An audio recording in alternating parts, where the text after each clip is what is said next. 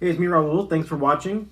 So I think we have to talk about the whole match between Gordon Ryan and Bo Nickal that happened this past weekend. I know a lot of people are talking about it. A lot of people watched it over the weekend, and so I think this highlights the need for a robust and vibrant resurgence in catch wrestling because, like, I have to give you a little bit of a history. Like foundational thing right now where if we were back in like 1915 talking about this, there was more of a clear distinction between the amateurs, right? So that would be the people who are competing at the collegiate level and at the international level, because there's no submissions, because time limits and points and all that. So those were still considered amateurs, and they would be called amateur wrestlers, right? And since at that time we still had a real vibrant and robust professional version of wrestling, so which had catch wrestling rules, so pin or submission, no time limits, no points, then those were called professional. So it was just like it was that simple. And so when you see the match this past weekend, it was really modified already, right? So the rules were where it's like Gordon Ryan couldn't do leg locks and similar things where it's like they really tried to go for takedowns, but Gordon Ryan ended up butt scooting for the last few minutes.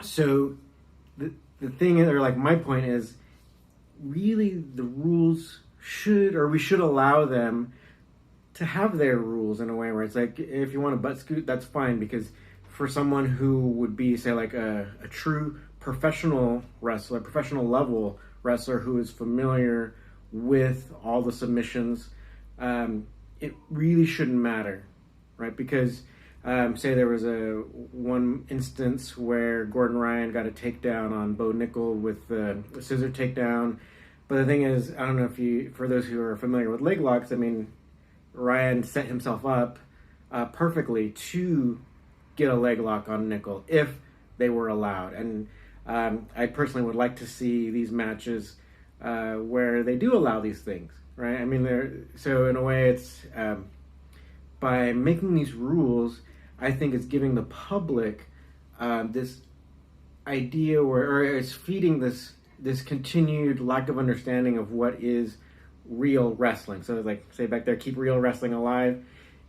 That's because the true professional tradition is really faded, right? Because of the amateur tradition. So a lot of people who wanted to go to the Olympics, they don't care what rules they have to abide by. They'll do it. They want that gold medal, right? So you can, again, they took away submissions right off the bat when they started amateur catch as catch can in the Olympics, right? So then quickly they added all these time limits, points, all that stuff.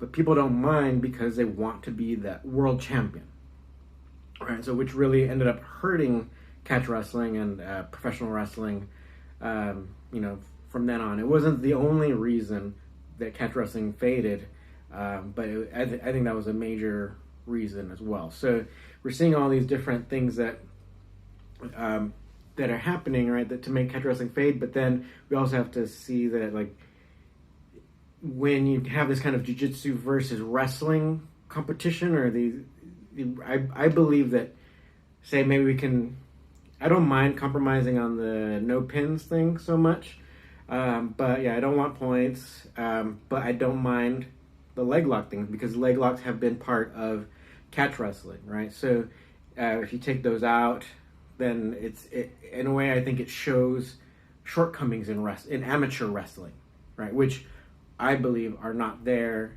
in catch wrestling, right? So we have other instances where, say, like Bo Nickal got a really beautiful suplex on Gordon Ryan, but didn't follow up, right? So quite often, in folk style competitions, you can't suplex, or even in freestyle competitions, maybe you suplex. Like, quite often happens like towards out of bounds. So you have this kind of like a thing happening where it's like someone will get a suplex and let the person go. So, but in catch wrestling, of course, you can suplex, but you definitely want to try to follow up either with a pin or a submission.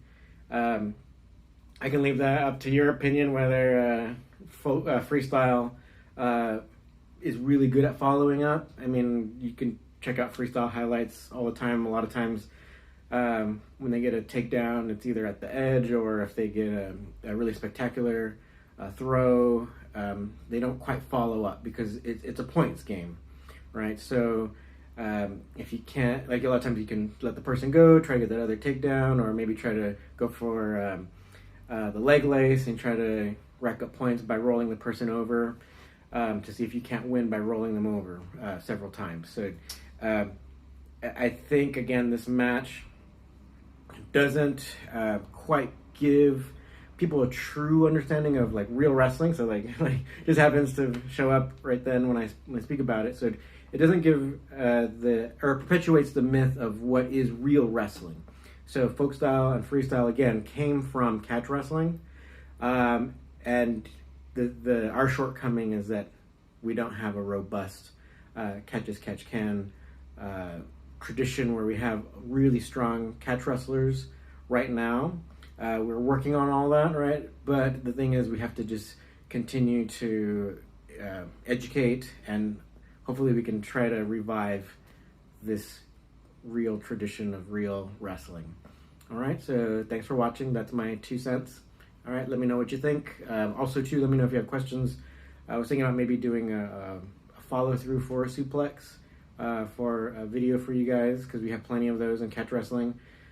Also, we have the new video from John Strickland. So it was shot in seminar format, so you kind of see what goes on in this Carney style wrestling. So the Farmer Burns lineage of catch as catch can wrestling. So that's what we have available on our website.